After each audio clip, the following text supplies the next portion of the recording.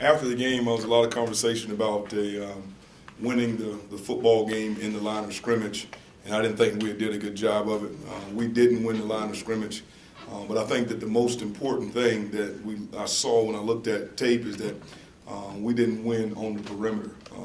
I thought that our offensive front at certain times gave us enough time to be able to win and throw the ball down the field effectively and check the ball down effectively. We didn't get it done there. I thought in our defensive front, their running back changed the line of scrimmage for us. He did a really good job. I thought our defensive line maintained the line of scrimmage for the most part of the day. But Armstead became a little bit tougher and tougher and tougher as the game got on, and it really changed the line of scrimmage for us. I think one of the things that we have to do offensively, and this has been the second or third week I've talked about it, which is very unfortunate, is you have to take offensively what the defense gives you. We did not do a good job of involving our backs in the run game.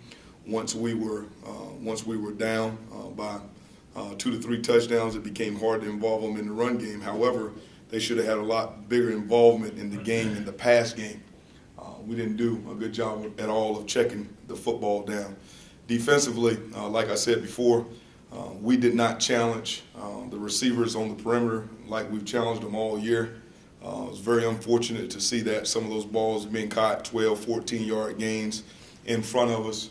We can't have that happen at any part of the game. And the things that I warned about during this game, stopping the run, being able to make contested plays on offense, and then finally not allowing their special teams or defensive team units to come up with a touchdown, we could not overcome that in that game. But we are quickly moving on to Houston, which is another great football team. I've learned, and I think the maturation process of me is to not get too high off of victories and not get too low off of defeats. We got a good football team coming in this weekend. We're so happy to be back home and playing in front of our crowd and playing in Dowdy-Ficklin. We also got a chance this week because of it being fall break to spend a little bit more time with our kids. I think it's good for our kids to have a little bit of a break here and get back going in a positive role and manner. If you talk about Houston, you have to start with one of the best players in the country, Ed Oliver. As we looked at them over the last couple of days, we watched teams try to put together 5, 6, 7 different types of schemes to stop him, but he's still being a big problem for a lot of teams. So we're going to have to do a good job in their front. I really like how active they are with number 22, Austin Robinson, on the defensive side of the ball at linebacker, and they're really talented in the back end. Offensively, they present a challenge that we haven't seen this year. It's one of the ones that we've been recruiting for at this point to get better at and increase our overall team speed, is to be able to handle mobile quarterbacks with the ability to throw it down the field to a lot of skill. We've done a good job in recruiting. We've got to make sure that we can handle this weekend. The chunk plays are something that's definite on all of our minds. We've got to continue to make sure we improve to reduce those chunk plays, and we will. And then special teams, we've got to get to a point in time to where we're playing equal to better than, and that's not where we are right now. Coach, how frustrating is it, because this was more like the Pirates of last year, and it kind of looked like through 4 games that you guys were, you're not going to win every game, but it looked like you were going to be competitive in every game. So how frustrating is it to go to Philadelphia and not be competitive? Frustrating. We didn't compete at a high level. I dare not say, if you look at the tape, it was anything like the Pirates of past. I thought our guys, they competed through the echo of the whistle. We've got to do a better job helping them schematically to give them an opportunity. There was no quitting any part of the game. But it's frustrating because we didn't go out and execute, especially early in the game. There was a 4th and 1 early in the game that should have been executed. There was a 3rd and extremely long early in the game that should have been executed. There was a punt return that we should have executed. We stacked people. So the fundamental part of it was really frustrating because it came back to a lot of fundamentals in this game. And those are the things that we can correct, and those are the things that we will correct moving forward. We've came off of a tough loss before a couple of times. We'll do it again and come back and play well this weekend. Coach, I know you said you'd be more involved in the offense this year. Can you give us a true sense of who's calling the plays between you and Coach Peterson? Is it both you guys? Is it you, Coach Peterson? Well, Tony calls. He calls the plays. He calls the plays for us. My biggest involvement this year has been in the run game, and it will be that way. I will continue to have an involvement as far as the passing game is concerned. And moving forward, we'll do things to try to make sure we're balanced a little bit better run game, pass game. But that's no different than on the defensive side of the ball. There's things that I like and dislike. I'm going to them to get it fixed. But I thought our biggest challenge this year was going to be the run game. We spent a tremendous amount of time on it, and our defense. Those are the things that we recruited to, the things that we felt like we could get better at. So that's where we are now. Are there critical situations in games where I will call a play? Absolutely. But every down play calling, I trust our coordinators. We have to do better than what we did this past week. There's no question about it. That's what they're hearing from me. That's what we all understand. We're trying to give these guys the best chance they absolutely can have. But for me, what I'm trying to make sure that we continue to get better at, because we're not going to win games the same way that maybe traditionally we won them here. We're in a different type of league. We're going to have to run the football. So a lot of my time goes to trying to create ways to run the football, trying to be innovative in our personnels, in our formations, and that's what we're continually doing. And then defensively, making sure that we have a package together that we can challenge people on the inside and the outside. Coach, looking at your depth chart, it looks like the quarterbacks are on equal footing, at least with the awards that you guys added this week. What is the game plan with those three guys going into Houston? How do you plan to utilize all three of them? I can tell you a little bit more about that on Friday. What we're doing is, I think the passing game has been directed a little bit more toward Reed to this point. That won't happen anymore. The passing game will be directed toward all three of them. They will get an equal amount of reps this week in practice. When you look at 190 yards of offense and about a third of it coming in one play from one player, another good decision coming from another player, and a lot of plays that didn't go the way that we would like from another player, I think it's time that we pay close attention to it. I think the most important detail of it all is we need to start fast in practice tomorrow, and we need to start fast in the game on Saturday. And then we'll have a little bit better understanding of where we're going. But this will be a game plan that is directed in totality toward all three of them and what they can do versus a passing game and a running game. So this will be a little bit more focused toward what all three of them do really well. So it's a straight open competition this week? That's when practice will start? It'll be open competition. It's not about us not naming a starter or this.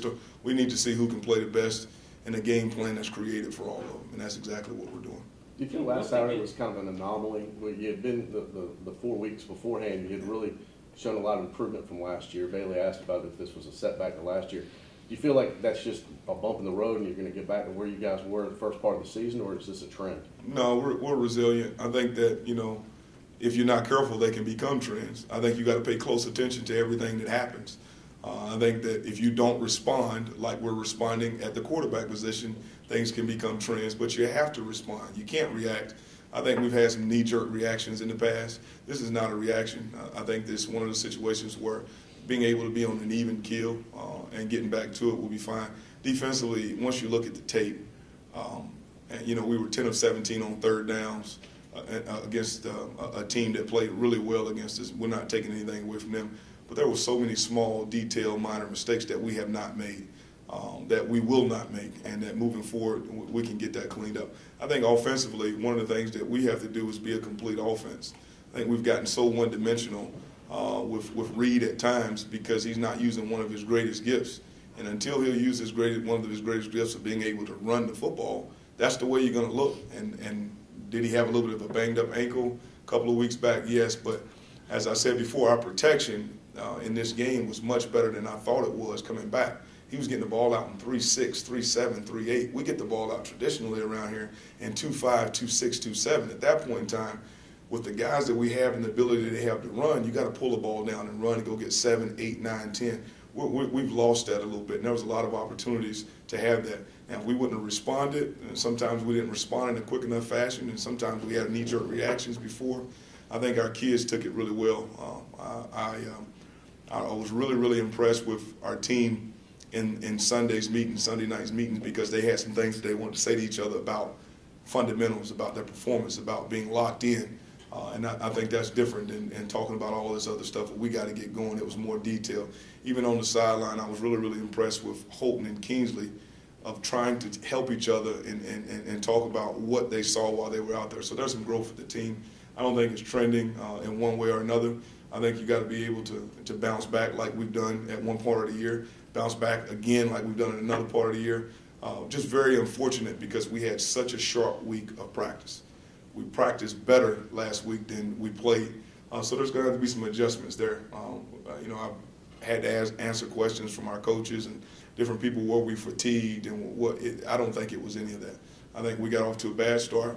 I think it changed our game plan defensively. I think it changed our game plan offensively, and we weren't able to go out and execute. What's the status of Dorian Hardy for this week? He'll be back up. There's a lot that we're trying to work through with him right now and finding out everything, every detail. But Michael Swift is out for the week. He tore his ACL. It's one of our only injuries that we had coming out. That is not the reason Dorian is back up. When I say he's back up, that means he's back with the team. I decided to leave him home last week with some of the things that went on last week. So he'll be back with us this week, and we'll go forward and find out where he is as we move through the week. But not saying he's in a point whatsoever to play in the game this week, and not saying that he's not. I'm just saying that he's back in the building and he'll be with us. Will practices change with the quarterback situation? I mean, will you have longer because you got 3 guys to try to work as ones, or how will that go?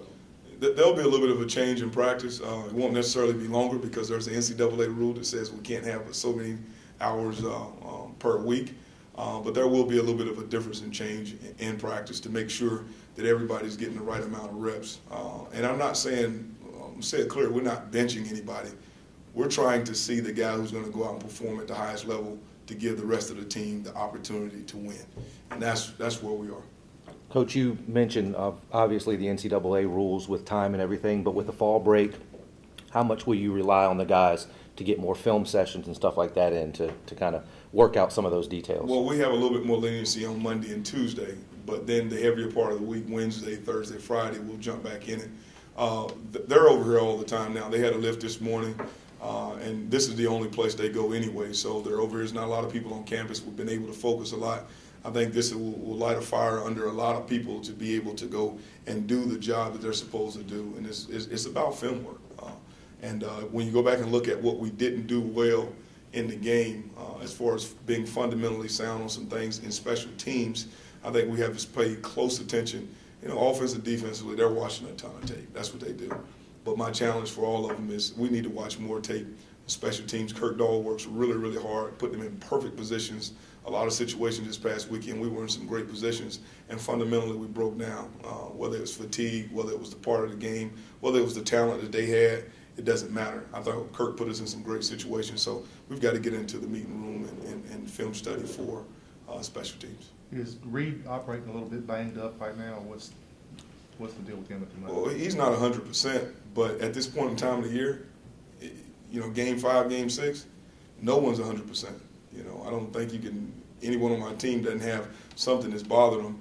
We're not going to feel good. You got to be able to play through some of those deals, and I think that he understands it. I think that Tony and Reed had a great meeting, and what I want to see from Reed is, not just the way that you play, the way that you lead.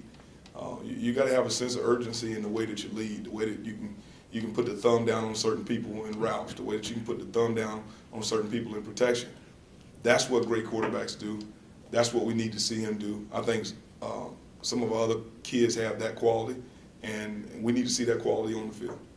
Do you want just one person to play then Saturday, or do you still want to use multiple guys potentially? We'll potentially use multiple people, but I want the guy that has the quality leadership that we talked about, that's going to give us the best opportunity to win, to be in the game the most of the time. That's what we want. But this is a different era. As you can see all over the country, there's a lot of quarterbacks playing in a lot of places for a lot of different reasons, and they're just trying to give their team the best chance to be successful, not only this year, but in years to come. Thank you. 14. Yep. 14. We had the other one, we kept going.